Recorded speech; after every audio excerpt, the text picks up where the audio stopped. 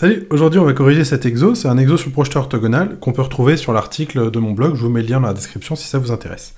Alors, le contexte, donc on nous dit on a deux demi-droites, AX, AY, et ici c'est la bisectrice, donc en fait c'est la demi-droite ou la droite qui va couper l'angle entre les deux demi-droites en deux. Ensuite on nous dit on place un point M sur la droite et on construit les projecteurs orthogonaux H et K de M sur les demi-droites. Donc là, alors il y a une petite erreur dans l'énoncé, vous verrez. Ici j'avais mis E, donc je l'ai corrigé, en fait c'est H, c'était une petite faute de frappe quand j'ai fait l'exo. Donc voilà, donc H et K sont des projecteurs orthogonales de M sur la demi-droite AX et la demi-droite AY.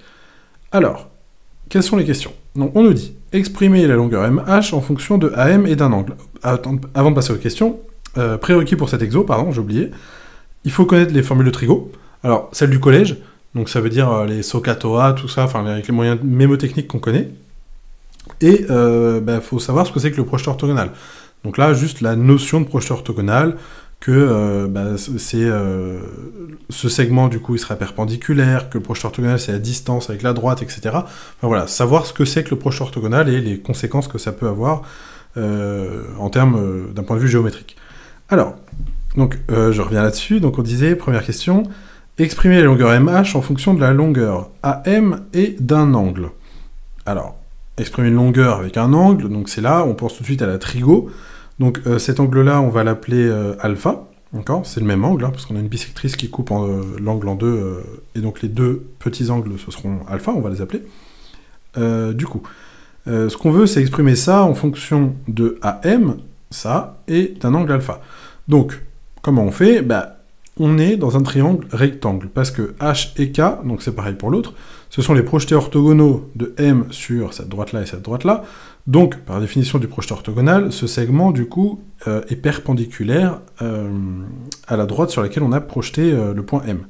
Donc, on est dans un triangle rectangle, on peut appliquer la trigo, et là, ce qu'on trouve, c'est, en faisant les formules SOHCAHTOA, donc on l'écrit pour l'avoir sous les yeux, SOHCAHTOA, on veut HM, ou MH, on s'en fout, hein, c'est une longueur, donc on donne l'ordre qu'on veut. On veut exprimer aussi en fonction de AM et de l'angle alpha. Alors, il faut regarder maintenant par rapport à alpha ce qu'on a. Donc ça, AM, c'est l'hypoténuse. Donc l'hypoténuse, on a soit le sinus, soit le cosinus. Et par contre, HM, par rapport à alpha, c'est le côté opposé. D'accord? C'est le côté qui est le plus loin, donc c'est le côté opposé. Si c'était AH, ce serait le côté adjacent. Donc là, on a le côté opposé. Donc on va utiliser le sinus parce qu'on a opposé et hypoténuse. Donc, les formules de Trigo nous disent que sinus de alpha est égal à opposé sur hypoténuse. Donc ça nous fait HM, pas HH, pardon, HM sur AM. Alors, on va le réécrire pour avoir HM en fonction d'un angle et de AM. Donc ça, ça équivaut tout simplement à HM est égal à sinus de alpha fois AM. Ensuite, question 2. Alors ça, c'était la 1, j'ai pas mis. Question 2, on nous demande la même chose, mais avec MK. Et on fait exactement le même raisonnement. Donc là, dans ce triangle-là, AM, c'est toujours l'hypoténuse, parce que c'est opposé au côté de l'angle droit, enfin opposé à l'angle droit. L'angle alpha, c'est celui-ci. Par rapport à alpha, là, c'est toujours le côté opposé. Donc on va toujours avoir l'opposé divisé par l'hypoténuse, donc toujours le sinus. Donc, on fait le même calcul. On a que sinus de alpha est égal à, cette fois-ci, c'est MK sur AM.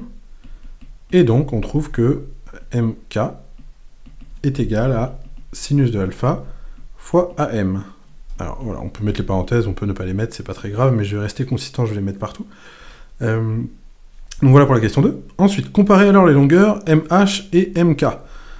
On peut voir que sinus, alors question 3, sinus de alpha fois AM, MA, du coup c'est pareil, je vais commencer par M, donc ça c'est égal à HM, mais c'est aussi égal à MK. Donc, en fait, c'est simple, on a tout simplement répondu à la question. HM est égal à MK. On a comparé les deux longueurs. Et pour finir, on déduire une caractérisation de la bisectrice d'un angle en tant qu'ensemble de points. Donc ça, c'est une question un peu qui peut sembler sortie nulle part. Ce qu'on veut, c'est de savoir, en fait, la bisectrice, c'est une droite, mais c'est un ensemble de points. Donc c'est un ensemble de points infinis, et on veut les caractériser en termes d'ensemble de points, et non par rapport à l'angle qui est ici. Et en fait, c'est ce qu'on a montré.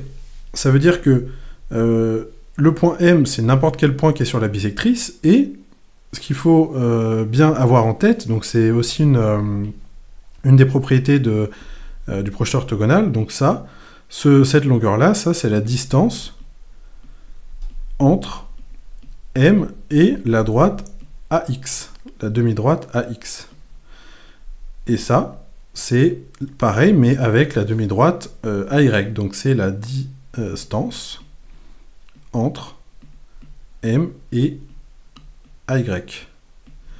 Donc en fait, la bisectrice, l'ensemble des points de la bisectrice, c'est l'ensemble des points qui sont à égale distance des demi-droites AX et AY. Donc voilà, la bisectrice est formée par l'ensemble des points à égale distance de la demi-droite AY et de la demi-droite AX. Parce que c'est exactement ça. À chaque fois, si on prend un point qui est ici, en fait, il est à la même distance des deux droites. Et donc voilà pour cet exercice. Je vous dis à la prochaine et je vous souhaite le meilleur.